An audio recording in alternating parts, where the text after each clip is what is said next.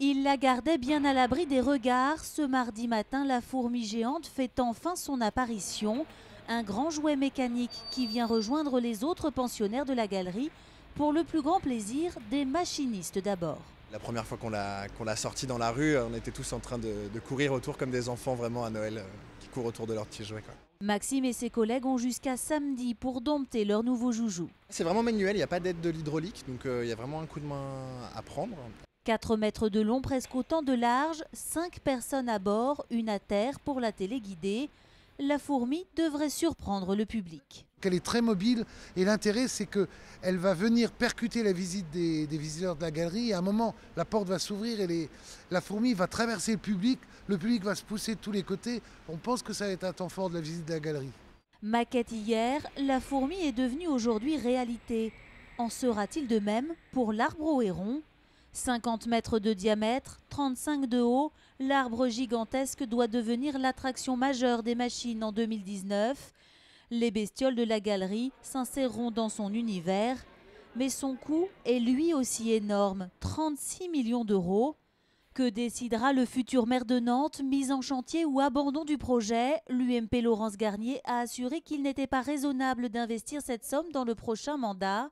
Si elle est élue, je démissionne, a soutenu Pierre Oréfis en conférence de presse. Démission acceptée, répond l'intéressé cet après-midi par communiqué de presse, assurant toutefois souhaiter travailler avec les deux concepteurs s'ils restaient aux commandes. Johanna Roland et Pascal Chiron, quant à elles, séparément dialogué avec les concepteurs du projet il y a quelques semaines.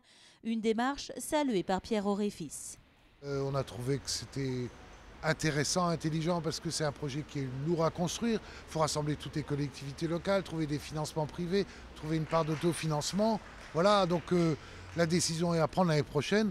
Mais nous, on continue à travailler et donc on se redonne rendez-vous l'année prochaine pour voir ce qui adviendra de ce projet qui nous tient bien à cœur. Et tous les Nantais savent qu'on y tient et qu'on fera tout pour être le plus convaincant possible.